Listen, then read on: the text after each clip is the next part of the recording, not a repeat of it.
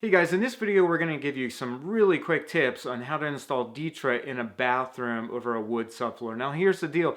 The reason why you want to use DITRA in a bathroom, especially if you've got kids or you yourself are a little bit messy, is it protects the wood subfloor and concrete subfloors at that from water penetration. So you can waterproof the entire floor, and it also protects your tiles and grout from cracking. So those are some reasons why we use DITRA, and these quick tips are going to help you install it the right way. DITRA installation begins with dampening the wood subfloor, and the reason why this is done is so that the modified thinset's moisture isn't absorbed into the plywood. So we comb the thinset into the plywood using directional troweling, and then we add our DITRA over top of that. Now you have many different options for thinset. We use Carabond with Care Elastic to make a modified thinset, but you can also use Schluter All Set, and this is also a modified thinset that you can use to adhere or bond DITRA to a wood subfloor. Then if you want to waterproof all the seams, you do that with an unmodified thinset or All Set in the Curdy band. So you just apply Curdy band to all your different changes of plane and also at the tub area. So in this case, we actually applied tape over top of the tub, add Curdy Fix to that transition,